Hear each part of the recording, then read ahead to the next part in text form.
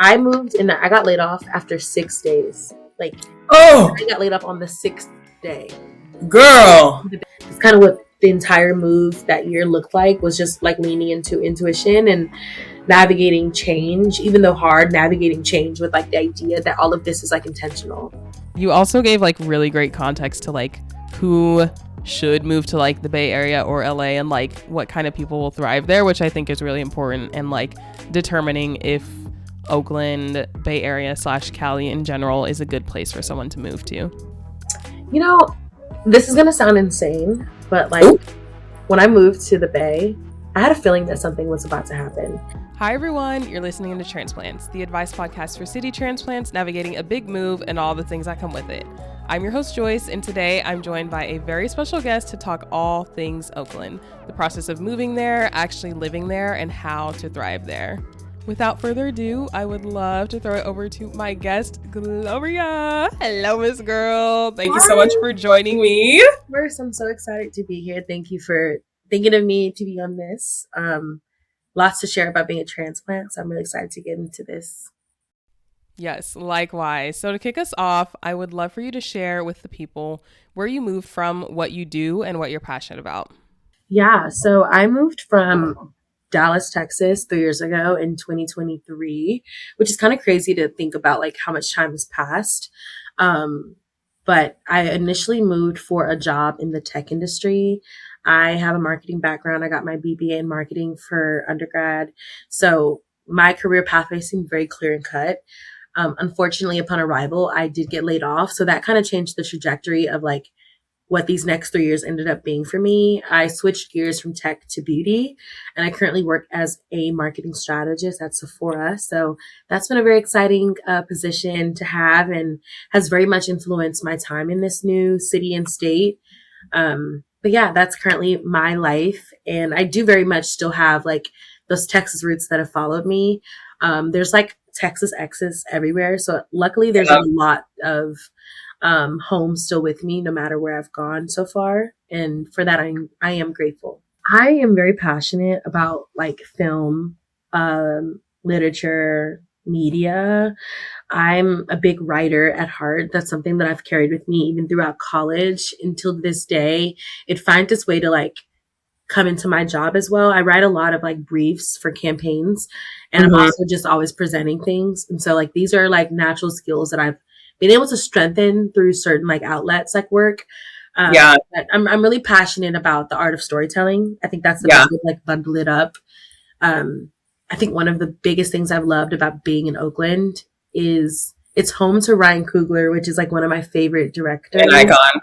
He's iconic, and personally experiencing like Sinners roll out and is seeing it happen up close, like in his home city.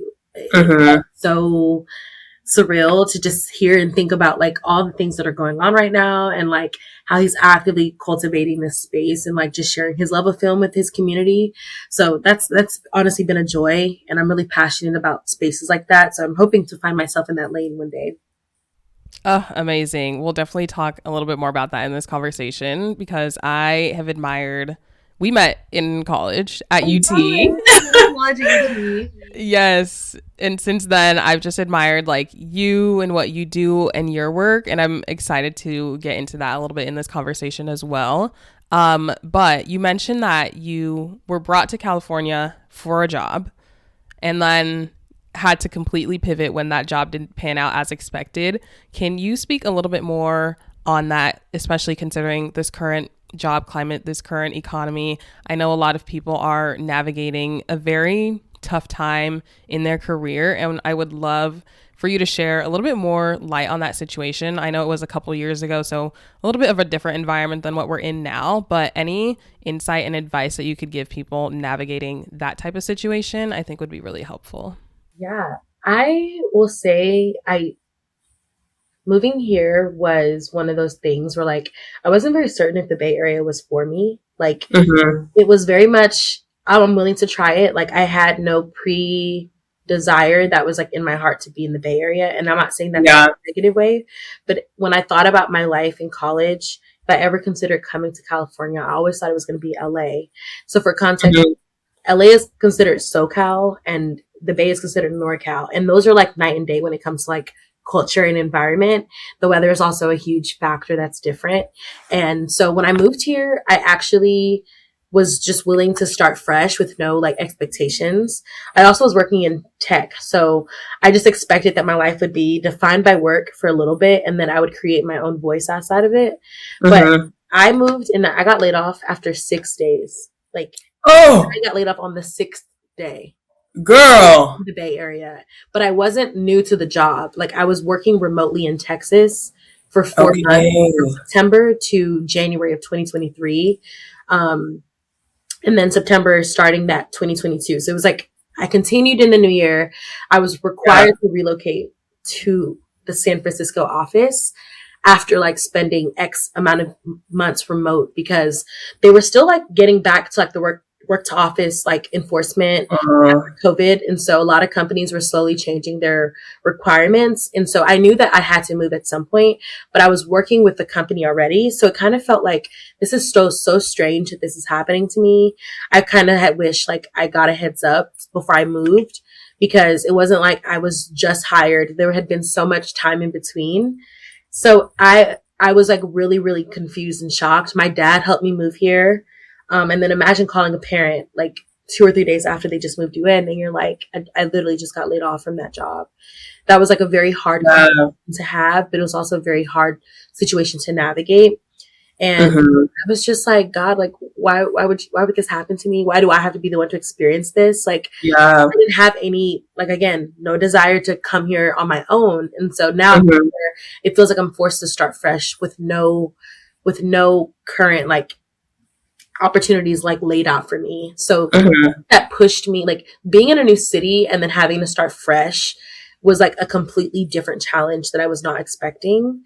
Yeah. I was fortunate enough to like, there was someone you probably know from college, Emmanuel. He goes by Ewil, class of Yes. 2021. He already lived in the Bay Area because he came for work like in 20, I think he moved around 2021. So he already like was someone that I knew coming in. But when I got laid off, I didn't really share that I was around. But he Yeah. from someone, I like reached out to someone on LinkedIn who again was also a Texas ex. And I saw she worked in like the beauty industry.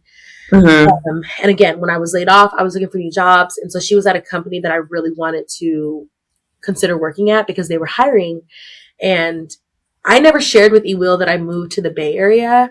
But apparently when I reached out to this person on LinkedIn, kind of like sharing all that happened and like I wanted to meet and set up time with them.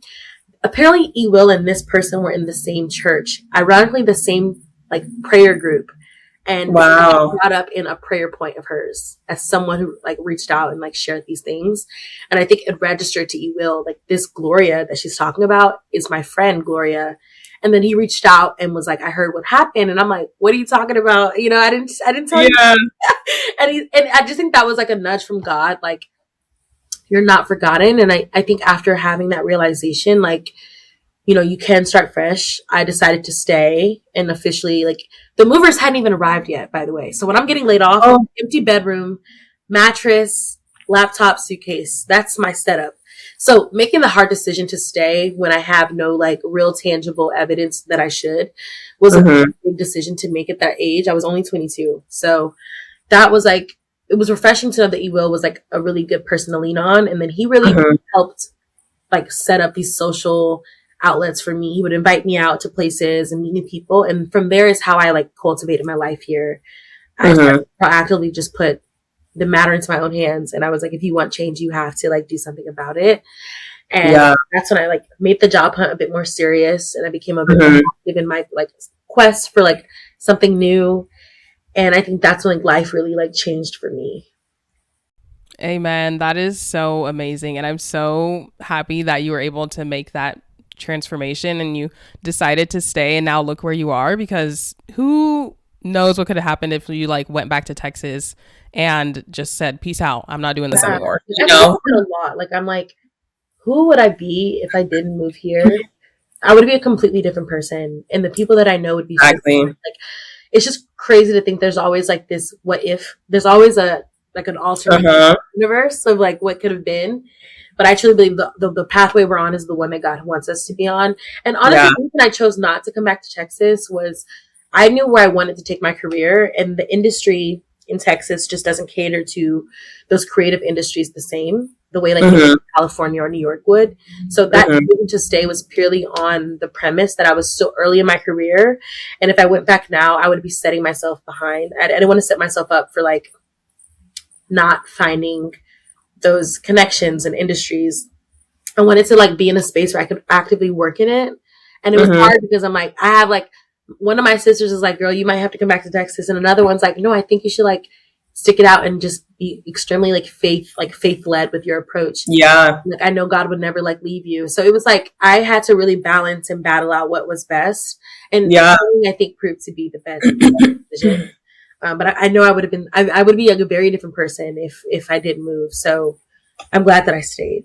No, that's such an amazing testimony. How did you go through that decision-making process of actually deciding to stay? Because I know a lot of people will stay in their hometown, even though they have dreams of like moving somewhere and pursuing a different career, yet they stay somewhere that just feels more comfortable, even though it's not exactly where they want to be. It's comfortable, it's predictable, so they'll stay there rather than step into something that is unfamiliar but could potentially reap 1,000 more benefits. How did you go through that decision-making process without seeing a clear end in sight?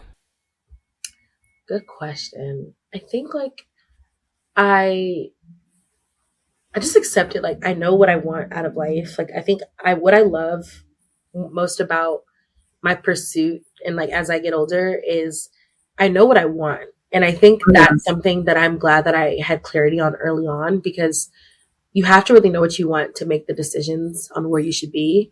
And if you don't have those things figured out, it's very easy for the world to decide those things for you.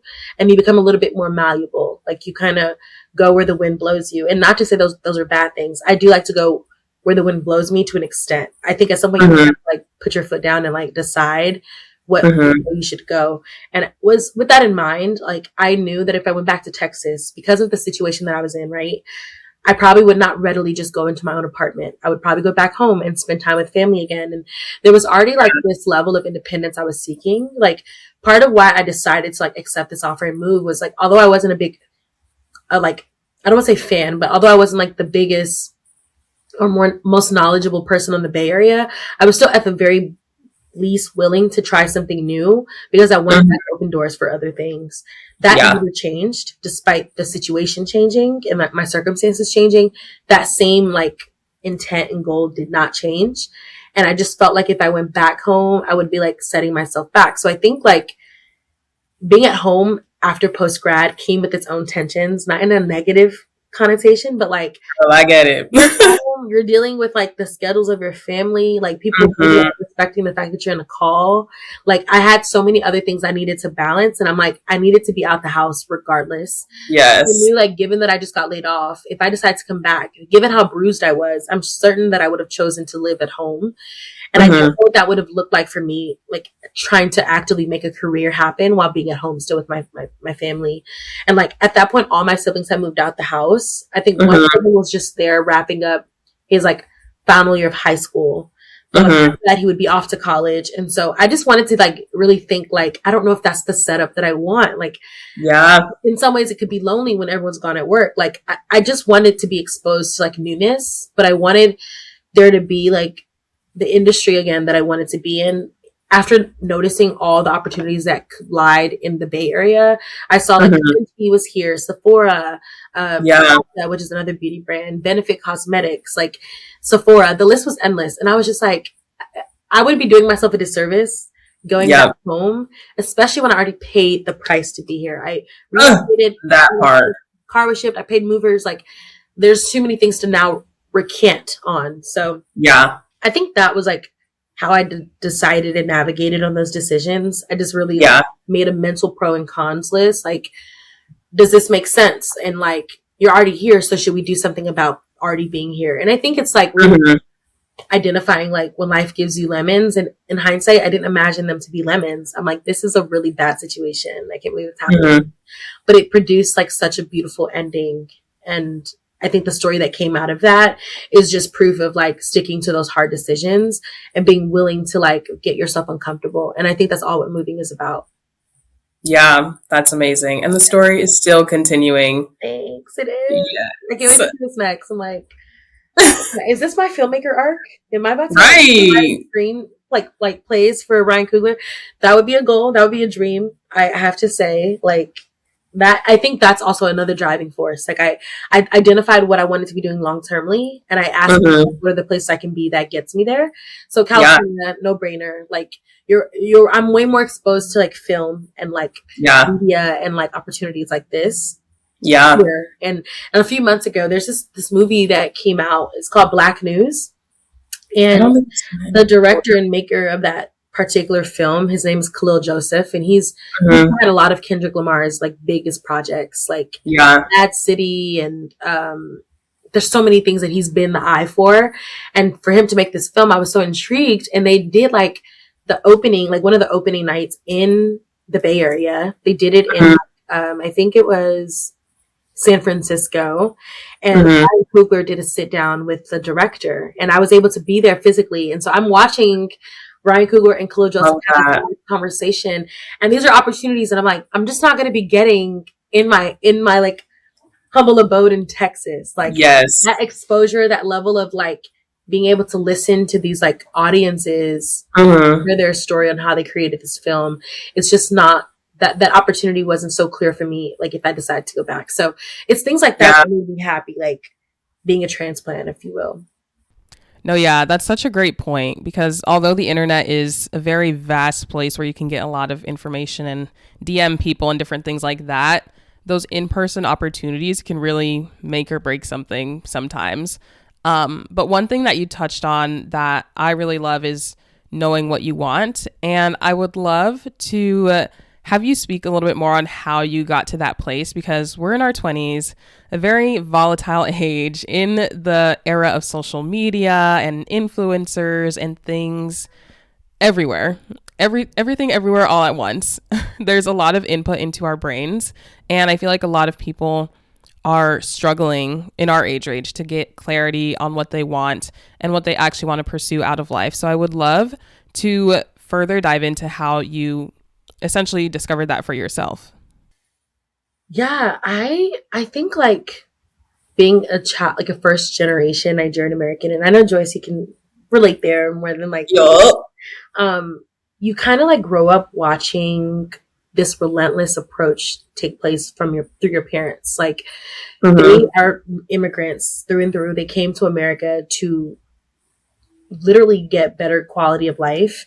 And when you Mm-hmm. just like really take a step back and you think about the life that preceded you before you were born, and you just think Mm-hmm. about who your parents were as just decision makers, like that is not simple. It is not simple to leave a country and say bye to your family and start fresh somewhere else. Like Right. I was just really inspired by knowing that they like put so much behind them to make sure that Mm-hmm. that was possible for me and my siblings, that it kind of feels so silly and so ungrateful of me to not then be just as relentless, if not more relentless.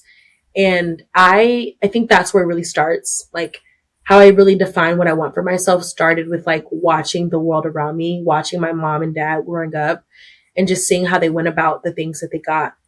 And even then, even though they did that huge move and became immigrants in a new country, they didn't get all the things that they strove for. Like my Mm-hmm. dad he got his master's in finance, but did he actually pursue a career in finance? No. And there was a lot of barriers that influenced those things. Like, Yeah. he got his undergrad degree in architecture. I think that's the coolest fun fact, like about my Iconic. dad. And I think that's influenced my love for design. And I think Mm-hmm. those are things that you can't break away from, like when they're really in your blood. But he didn't pursue a career in either space. And there was real economic and like racial structures that unfortunately affected his ability to carry out those dreams. Mm-hmm. And I think back to like when I was defining what I wanted for myself, how so much of their stories, like my mom and my dad, influenced what I really wanted out of life. So I think Yeah. in all, it kind of made me even more of this like hungry go-getter. Like I can't like live a life where I'm not where I want to be. I have so much to owe them for, but also for myself, just to see it through. So as I was Mm-hmm. defining like what I wanted, I just knew like, again, storytelling is big for me. Like I love the art of storytelling. I love being able to Yeah. my like career.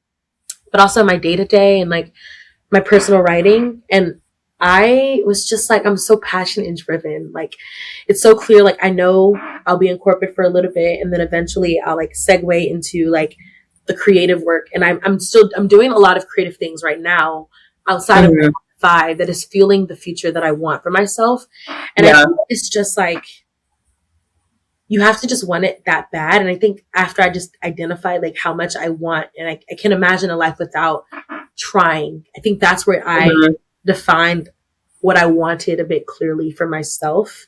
It was like Mhm. being inspired by my parents, but also being inspired by like the world around me. And then seeing people who are like just growing up in everyday cities go off and do these amazing things in the world. And it starts with like this true passion. You have to just be passionate and just be intentional about like seeking that inspiration. So I think I'm always Mhm. on a quest for being inspired. And Yeah.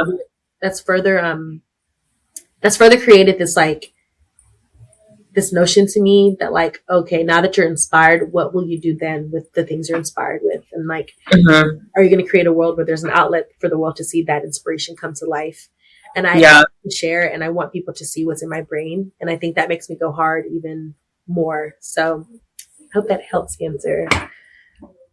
Yeah, definitely. I am very much, in the same vein of you, of wanting to live a very abundant and creative life. And there's inspiration everywhere. Even though you may be in a scenario where it's hard to see that inspiration, you also might see inspiration about what you don't want. There's different pieces of information that you can take from many different facets of life. And especially, being children of immigrants, we like inherently kind of have that dog in us already because like We already got that dog in us. I'm just like, how can I sit here and watch them and just like, yeah, I'm just not going to be anyone. Like, Exactly. I'm like, it's impossible. You yet literally, and I've been like this way since as early as I can remember. First grade, Mhm. like I always was this relentless young girl. Like first, second Mhm. grade, like teachers were aware of like, okay, we know the character we're dealing with. Like I think that was a nature that I love that all of my siblings. As they should. Yeah, like my older sisters, we all went to the same school, my brother included. So they always saw like this Akinnibosún, like this, like through all of us, they saw this relentless approach. So like it was almost like this is like lineage. This is like who we Mhm. are, and like people are starting to catch on, and it's like we just have a lot to owe to like our name, but also just like Amen. this is just at our core who we are by default. I think we just children of immigrants. We just have Right? there's a different Raz there.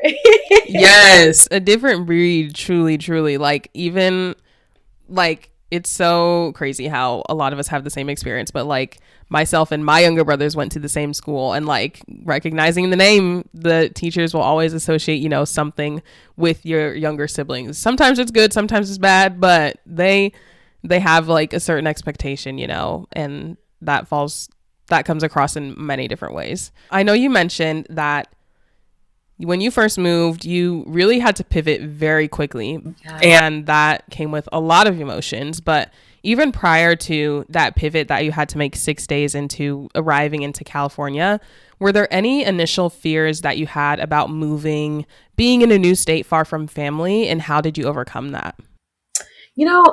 This is gonna sound insane, but like Ooh.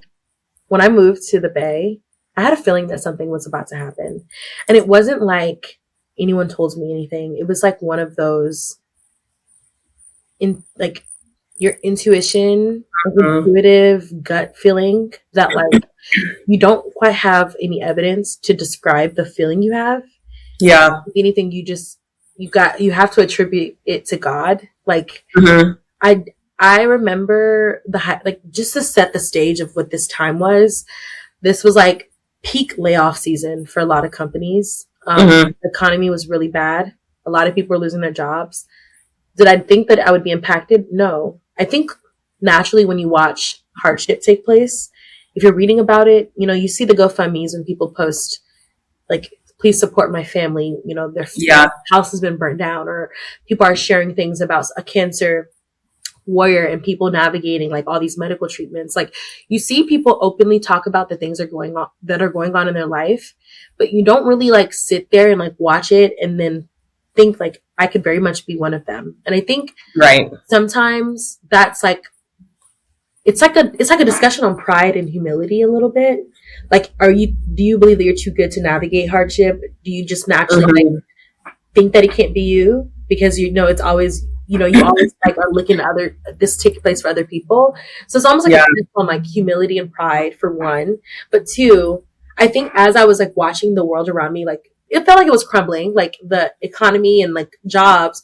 In my head, I felt like, okay, at least I have security, but also as I was approaching my move, there was like this uncomfortable, unlike spoken feeling that I had at the pit of my stomach that I couldn't really get out. Like even when my dad brought me here, I was really excited, but there was like an underlying emotion. Like despite I was so sad to say bye to him, like I cried so hard.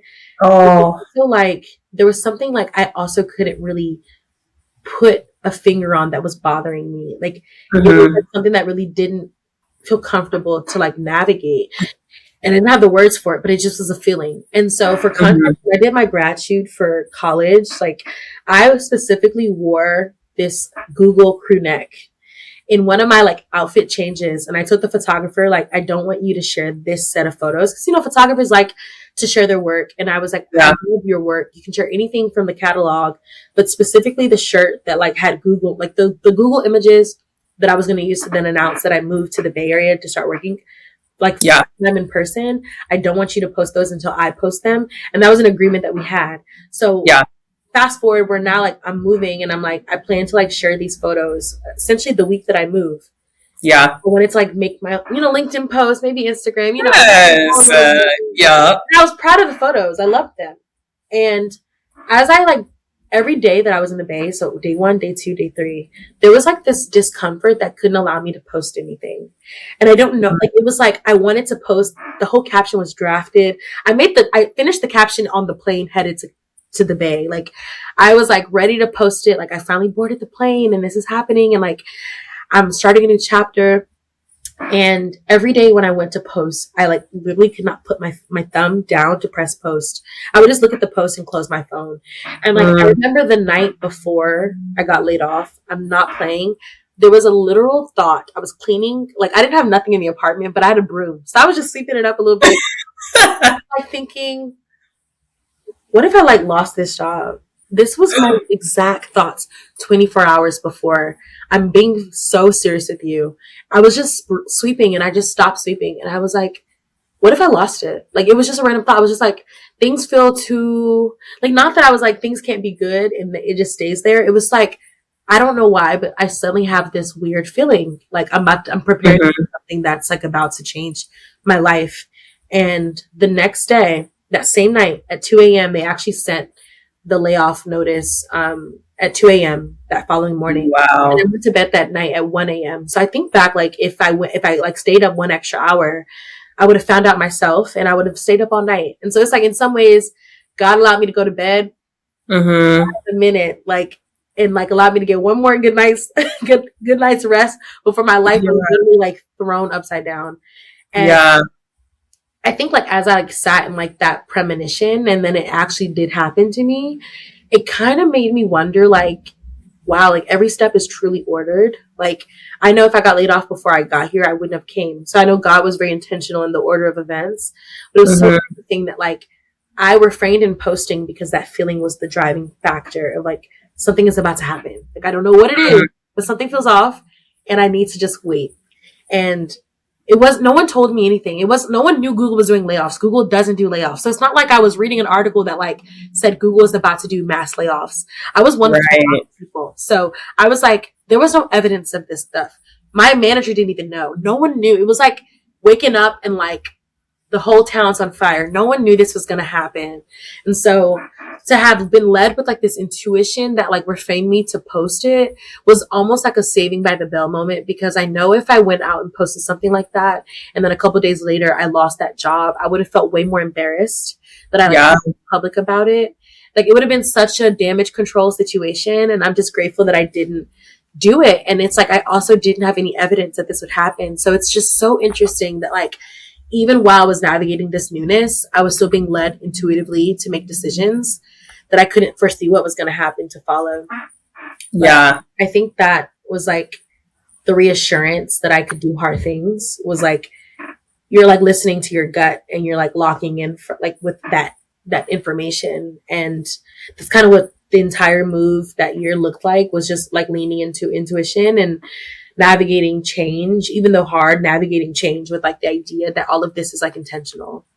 Navigating change, girl, is one of the most difficult things of the human experience, but it's one of the most constant things of the human experience. And that intuition piece that you mentioned is so, so important. And the ability to listen to your intuition and act on that is a skill that a lot of people need to develop and have not developed. I 100% agree. Like, there's so many things that we could save ourselves from if we like listen to our gut.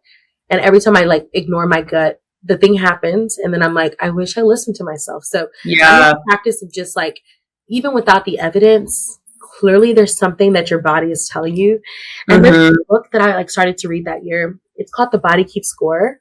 Girl, that's on my list. It's a great book. I have to go back and revisit because I think, if I'm being honest, the trauma that I was enduring during my layoff, I think maybe I forgot some details of that book. All that to say, I think my body does keep score. And like every time I pass that anniversary of when I got laid off, it's like I get chills. Like I remember what happened, and I remember how I felt, how low it was to be in a season like that. But the same way the body keeps score, it does for the good stuff too.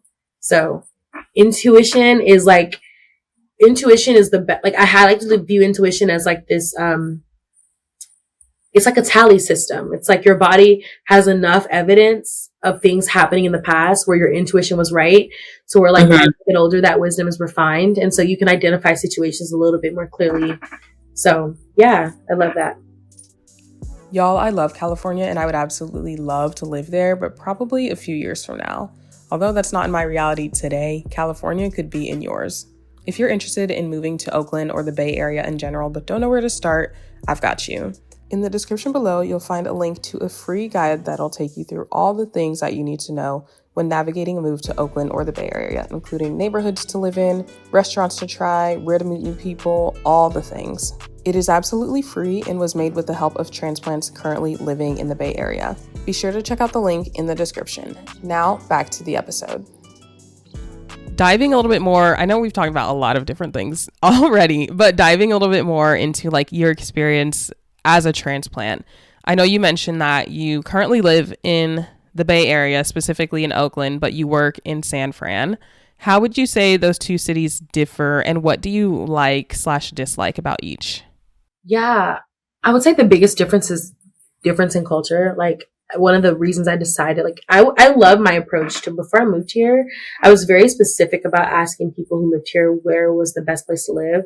So on my team at Google, I was like, which area is best? And they gave me like a long list of places to avoid, and then like places I should consider. Obviously, being someone who's Black, I was like, I want to like be in a place where like my identity feels like naturally placed in all of it. And Oakland is like the space for us. Like it's very much like a huge amount of culture. I think I enjoyed having that like distance as well from work. So it's like living and working in the same city is not bad, but I did want that like work-life balance separation, very separated as well. Yeah. So that was like one of my biggest factors, but the biggest difference is the difference in culture and the demographic. San Francisco has a huge demographic of white and Asian populations. They're really big out there. And the cuisines are obviously very different. It kind of mirrors the people that like reside there. And then the cost of living. So it's actually a little bit more expensive to be in San Francisco versus Oakland, which was another huge factor. They're not too far off in price. I'm not saying like it's $1,000, but there's a huge difference in like their structure of apartments. So like there's a lot of more modern apartment living in Oakland. San Francisco does have modern apartments, but they're huge on like the Victorian style homes. So think of like your full house, you're like That's So Raven kind of little. Okay, period. I didn't want to walk up. I didn't want like that kind of style. I wanted elevators. I wanted like security. I wanted my packages to have a delivery system. Like there was like things that like I personally didn't care to like waver on. And then my roommate at the time was also someone at Google. She wasn't impacted, so we when I got laid off, she was very much still at the company. But when we were deciding on where to live, we did all of the tours together. And we were more like interested in like Oakland properties. We also kind of had the same things in mind, the culture, the like distance a little bit away from our offices. And then most of the people that we were like starting to build relationships with lived in Oakland. So it kind of made sense. So that would be like the differences I would say between the two. I know you asked, was there another, like if I had any fears or I guess like fears about moving, like prior to arriving to where you got to. Yeah, I think my biggest fear was like, I hope my friendships don't change. Like, I love all my friends and I don't want those things to change because I'm leaving. And I was like one of the first of my friends back home to leave the state. Like, obviously, since then, a lot of friends have then gone off to like school and they like moved from Texas to do their programs. So I'm not the first. I'm not the only one to have moved, but I was like the first to move. And that like scared me because again, I didn't see down the line that eventually we would all take the time to start like making decisions around our future. And so we became like comfortable with time to see other friends moving because I'm like, okay, we're all doing this thing. But I was afraid initially that it would affect those relationships so that I would be forgotten or like when I come home, will things be the same? And I think that's that it's natural to have. But the reality of like adult friendships is like, you really like have to water the grass wherever you are. And like physical distance should not change like the connection you have to those people. So I was afraid of like friendships changing, those changing relationships. And honestly, like if anything, those relationships have like strengthened as a result of like, being in different places because like the importance of keeping touch and like genuinely keeping one another along the way for those updates. Like it's like I talk to them just as much as I did before. Obviously the physical contact is like different. Like we don't think as much, but we make the time to do it. I travel a lot, so we're always doing trips. So I think like we all found our groove, and I think those fears eventually became non-existent with time. And honestly, I think if anything, like I think the friendship has been, like I said, strengthened, and the communication has probably been even more refined than before. But I think that was my biggest fear. Then I was afraid in general. Like I'm young. I'm like, I don't know how to do this stuff. Like moving from Dallas to Austin for college was like, this is nothing. But moving to a new state, having no existing family here, I was afraid that I would not have like a good adjustment or like I wouldn't adapt to things, but like I have adapted. And I do think that distance away from home is like nice because I get to like have like this own world separately. But I think those would be the fears that I had, both in which have like kind of answered themselves or solved themselves with time. Yeah, definitely. I can relate to those as well. I was so afraid of like, oh, everyone's going to forget about me. No one cares. I'm just going to be like all on my own. But like you said, being intentional no, that's not a word. Being intentional about maintaining those relationships is so key.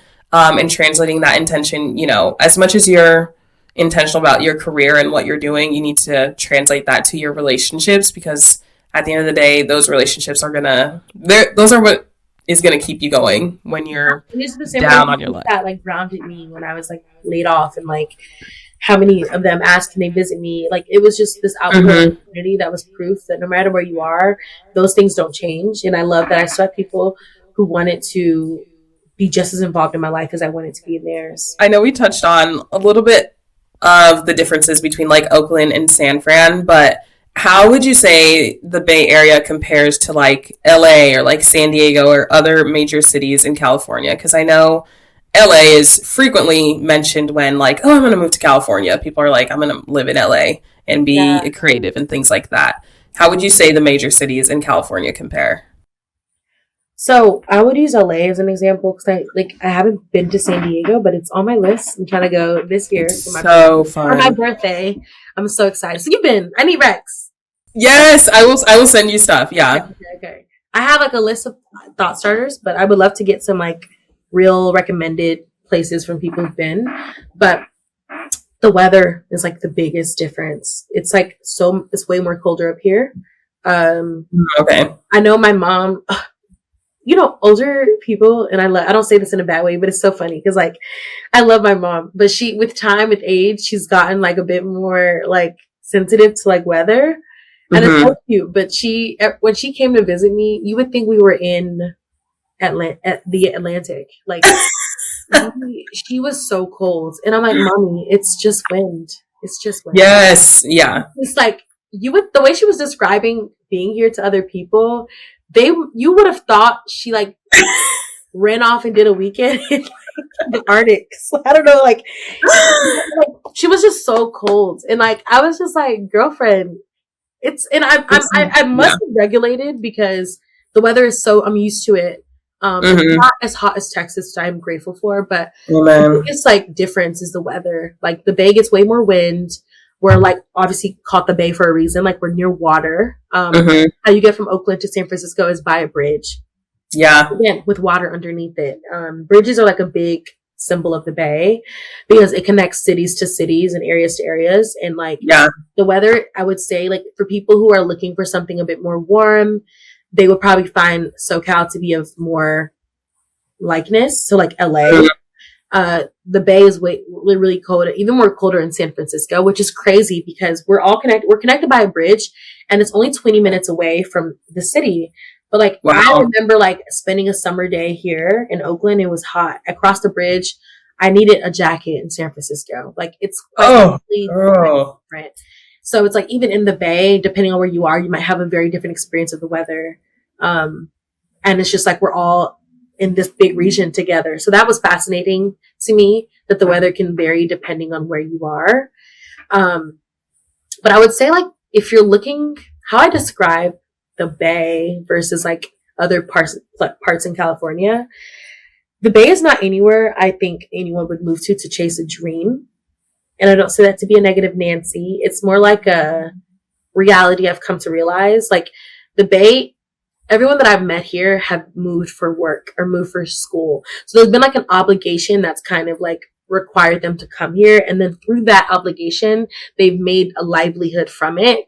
I think people tend to move to SoCal for dreams, like pipe dreams and like things that are like, I've always wanted to do this. I've wanted to be a music artist and like, I want to be an actress. Like I think dreams like that probably hold up well in like SoCal. And I will say coming to California, I had so much knowledge of like the area that I loved to deep dive into. And one of the things I noticed is the reason Hollywood kind of started in like SoCal, so like in LA, was because in the building of Hollywood, LA was one of the places that had the most consistent weather year round. And that makes it good for filming. Yeah. It became a more promising place to do movies.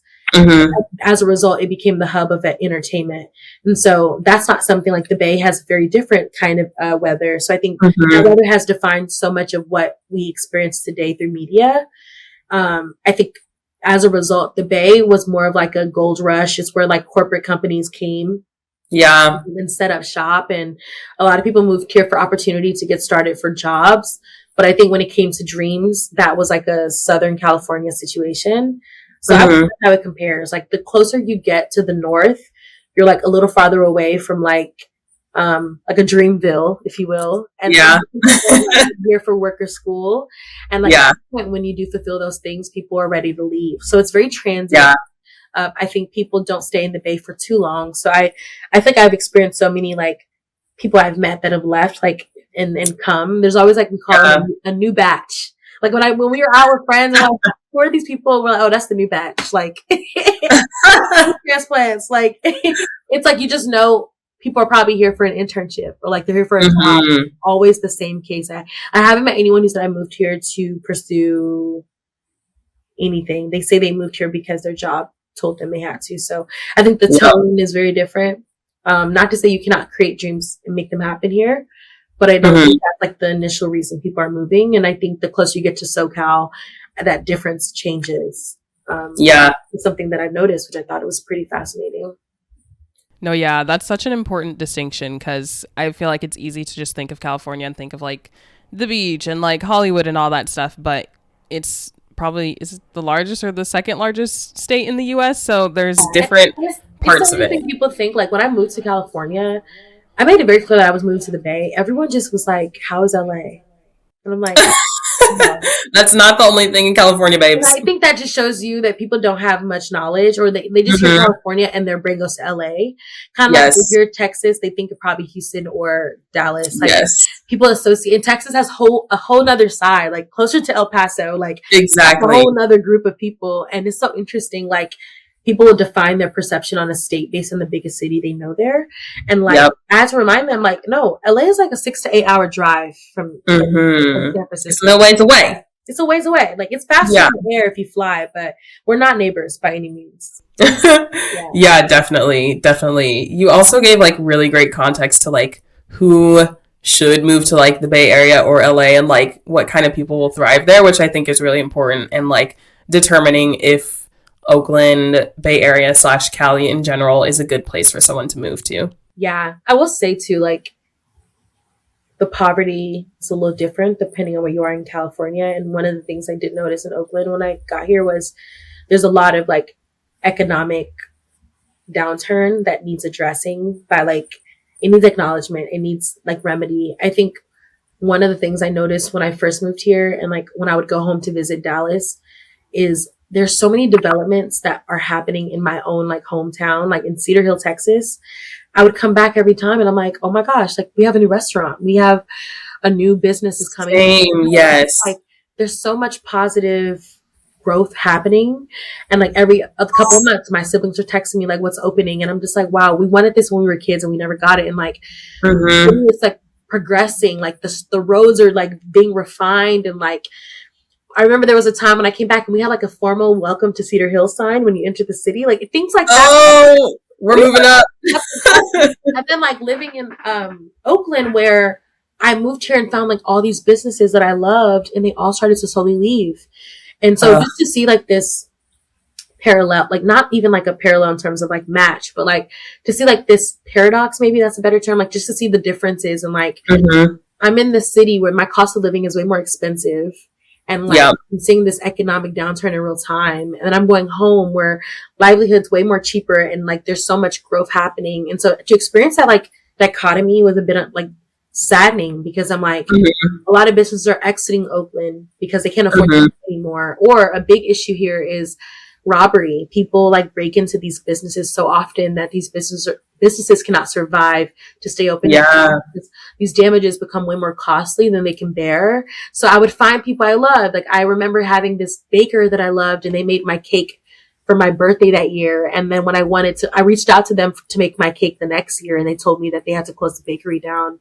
Because, they just couldn't the sales were not allowing them to stay afloat. Like, there's a business concern, and like places, there will be buildings that will stay for lease for like a year plus. And I remember like the Target that I used to live by, I don't shop at Target currently anymore, but like the Target I used to live by, they got broken into they got broken into 3 times within like a 4 to 6 month span, that they said, we're done. And like, crazy. Shake Shack that I'm looking at right now outside of my window, they left Oakland. Like there was a big Shake Shack press release, like the company released, and they were outlining all the cities that they were like closing businesses in, and Oakland was listed, and for the same reason outlined. So that's been like, whoa, you know, I just want, it's such a place that growth can take form and take shape in, and I can see the potential of what Oakland can be. And a lot of people that are Oakland natives tell me that pre-COVID days weren't like this. So my experience of the city is obviously defined by post-COVID, whatever that means. I don't know what pre-COVID looked like, but I will say a lot of people can't afford to be here anymore, and the poverty number continues to grow.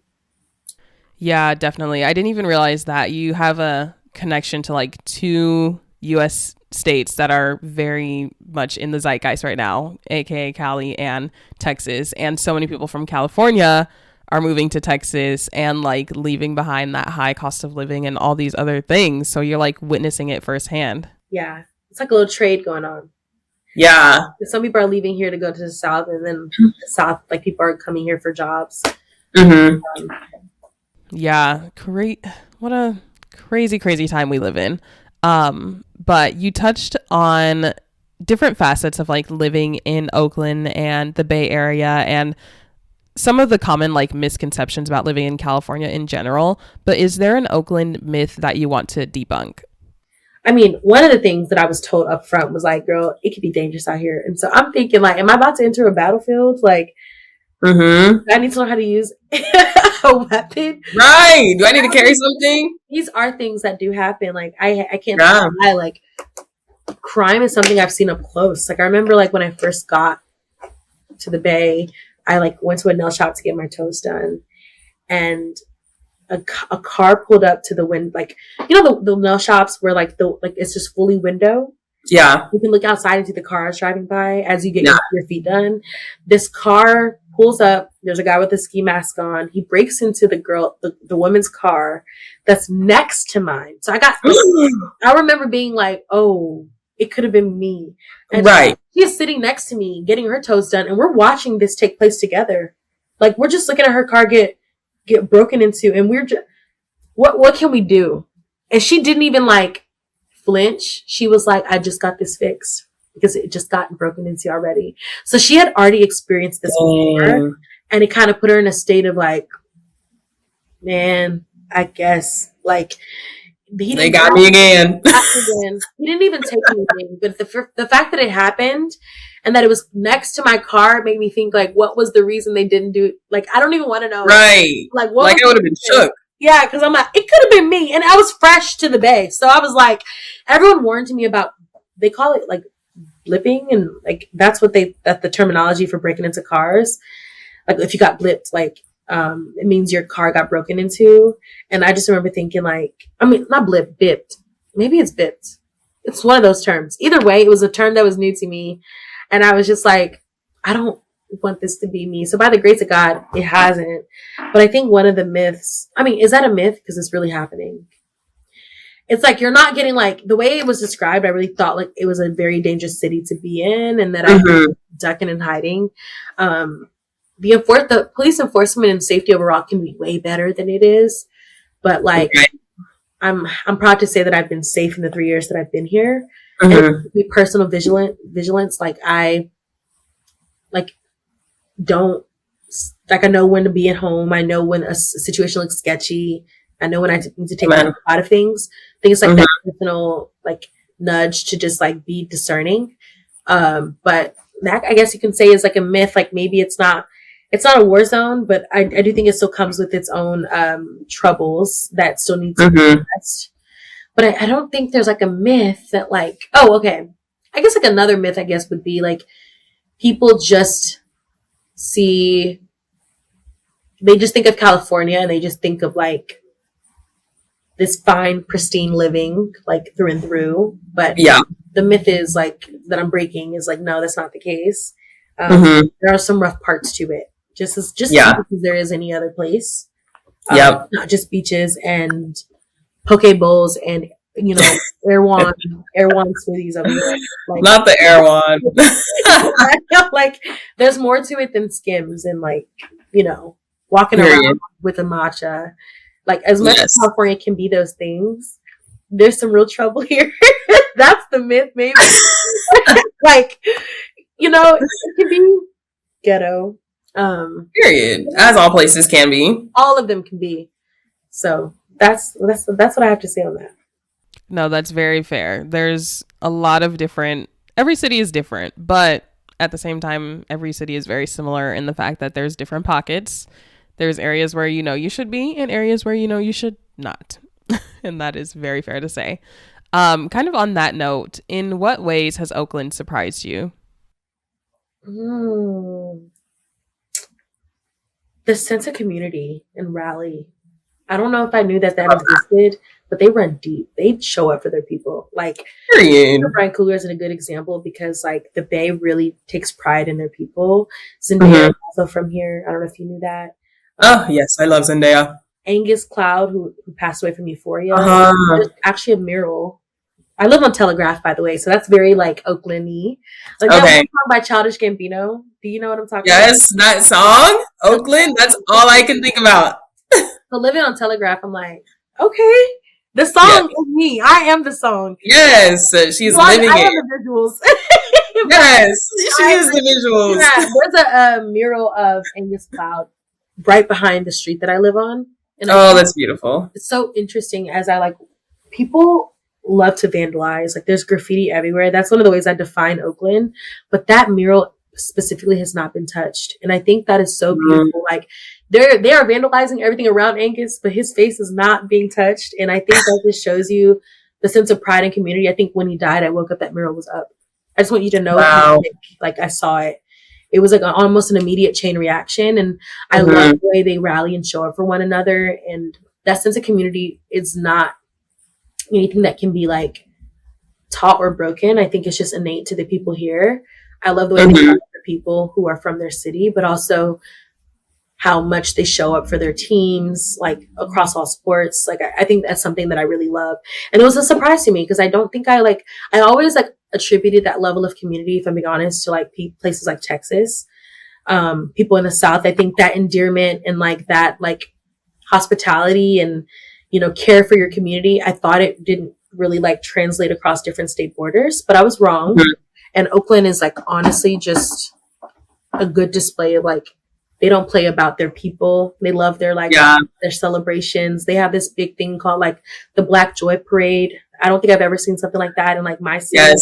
Every February in Black History Month, they do a huge joy parade that like closes out several blocks, and like to see the amount of people that come out for that is like quite insane. Every Friday is a First Fridays. Like last night was kind of crazy. I could barely get to my apartment because the streets are like closed out. Wow.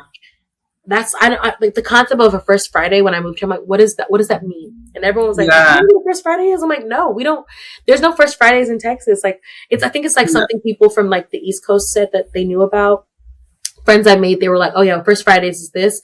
So coming here was like a learning curve. Like they had these dedicated days where people like know when to rally and show up, and thought that was just really cool to see how much they don't play about those days. Like they show out deep, and there's so many different like vendors and in markets. I love the markets. There's so many that they do. That was like a surprise because I'm like, I don't think I had this like level of like exposure to these things when I was like in Texas. So that was like really cool.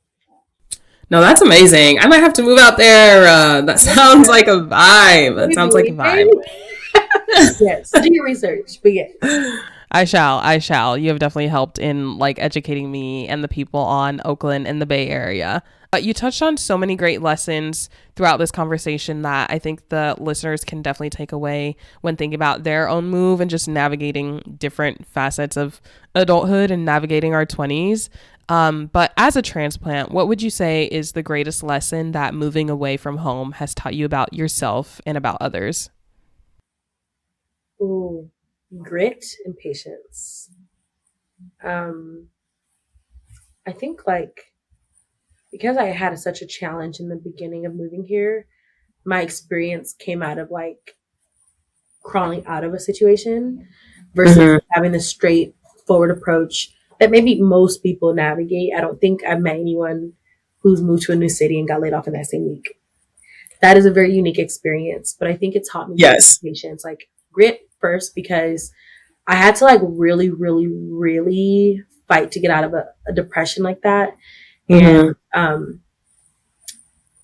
really just take it back to being very intentional and disciplined in finding my grit and like really wanting this new reality for myself that I'm actively putting myself in the job force, like the working force again.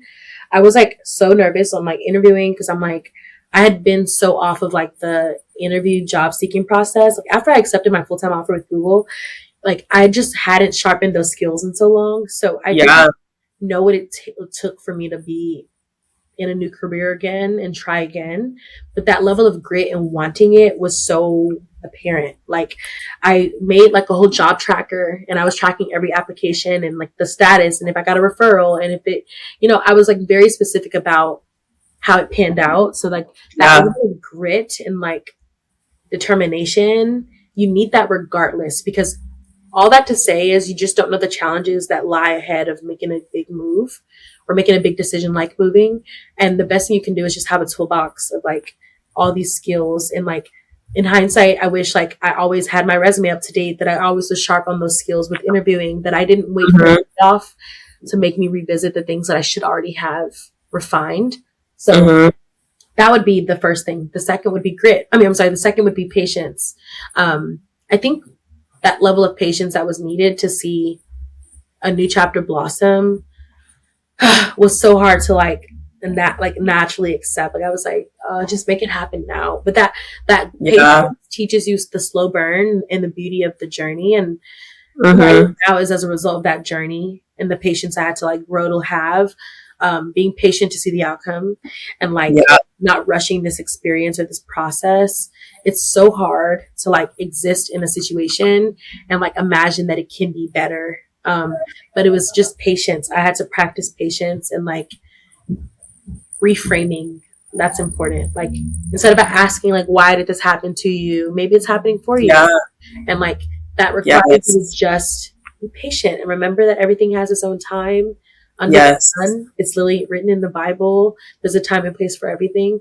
And like patience is like one of the virtues that you must be able to like have when you're navigating newness, like a move, and being a transplant in a new city. Be patient for those friendships to form. Be patient for, the job to make sense and the purpose to be clear, and be patient Mm-hmm. for all the things that you don't currently have.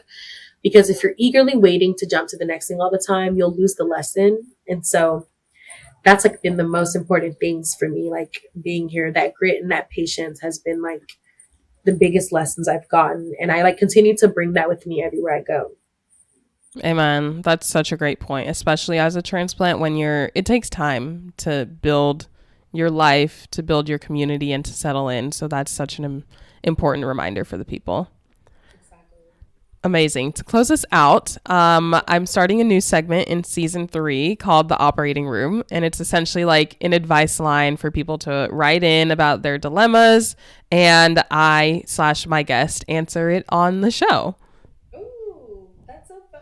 Yes. Okay. I'm excited. I'm excited. So I'll read it out and then we can just get into the advice for our listener.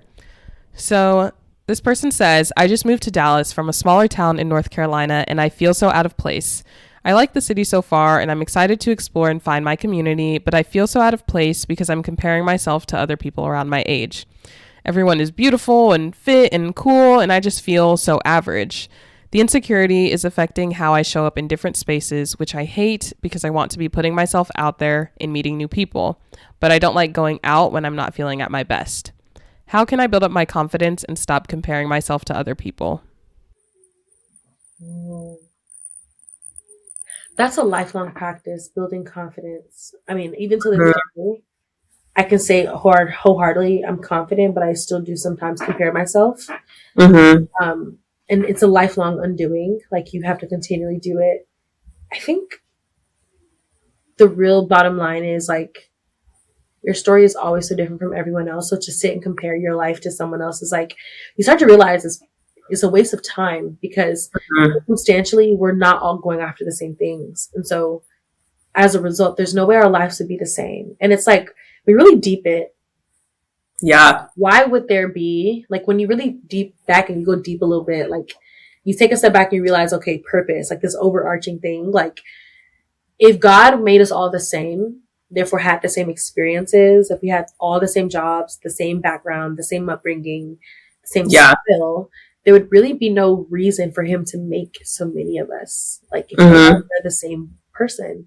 So like when you like start to realize we're different for many reasons and it's on purpose that we're different, you start to embrace those differences that make you like unlike the other person next to you. I think moving to a new city, like this person, moved from North Carolina to Dallas, right?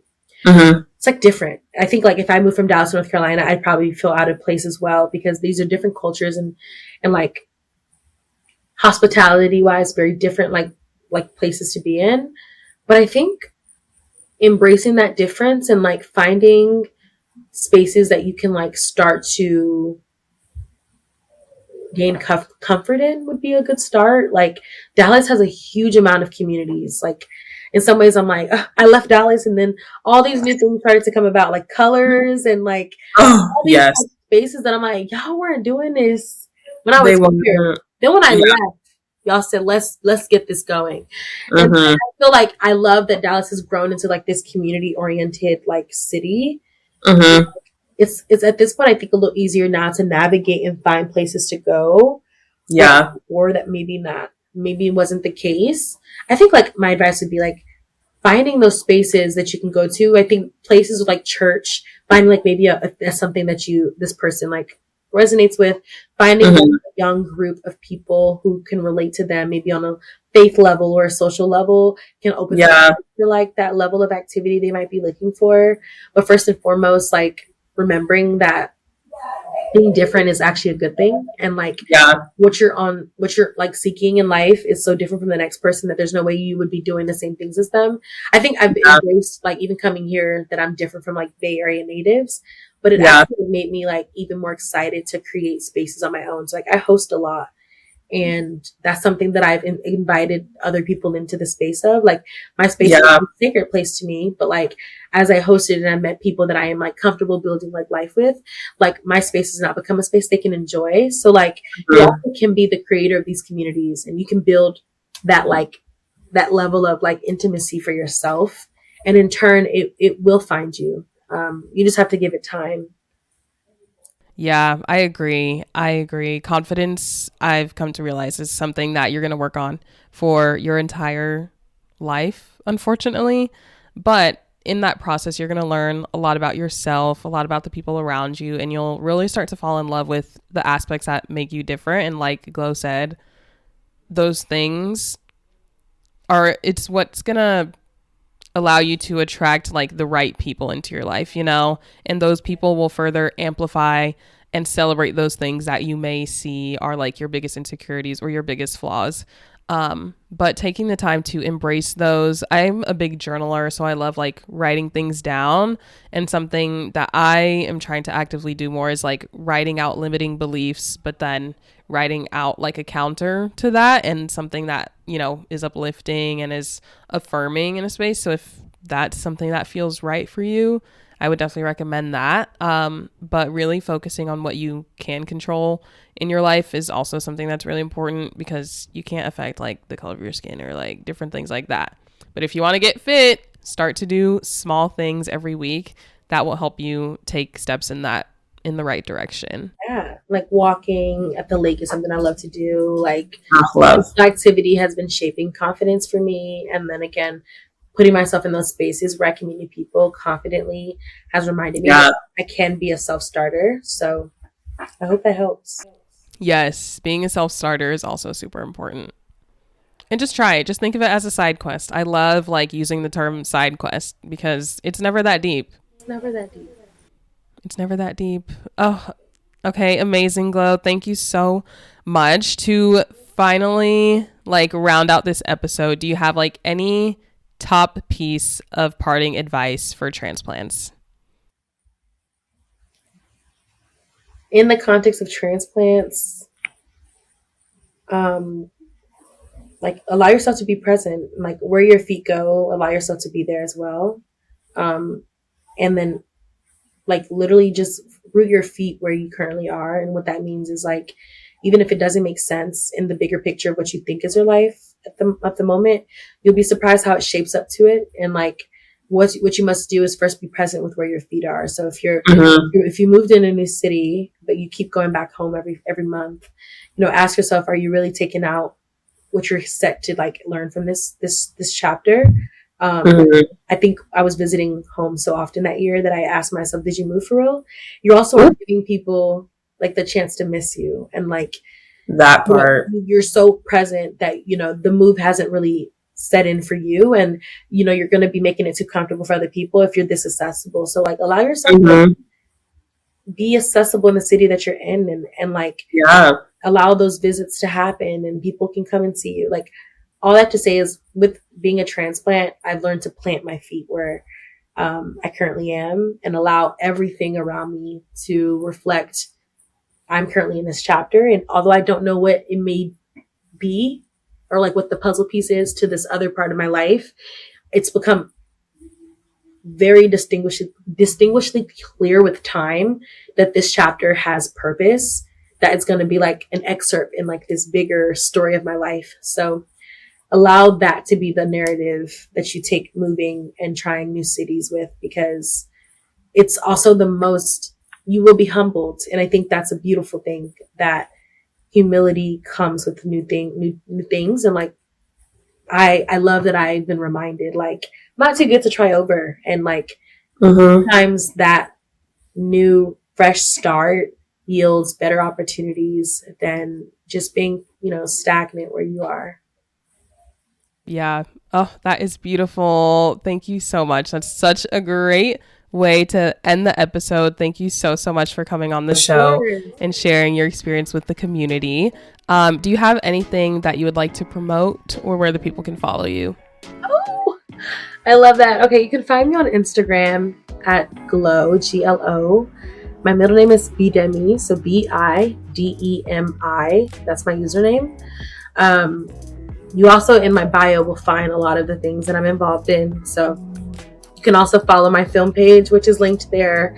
I do have like a small like music listening community that I created here in the Bay called Vinyls and Vines. It's just like a way to get us to like take physical media back into our own hands and just spend a little over wine and conversation. And then I am working on some personal things that will eventually come, but through my main page, you'll find all my facets. And so I'll continue to share there. So if you're willing to stay connected or want to get connected, that would be the best place to find me. And then on the career front, since that was something I talked about like a lot, if you're interested in like my career journey, you can connect with me on LinkedIn, and I'm more than happy to answer questions there too. Amazing. Thank you so much. Thank you to everyone listening as well. Please be sure to follow Transplants anywhere you listen to podcasts, as well as on the socials, Instagram, TikTok, we're everywhere. Thank you so much for listening. I hope this episode helped you all. And remember, you're not as alone as you think. Exactly. I love that.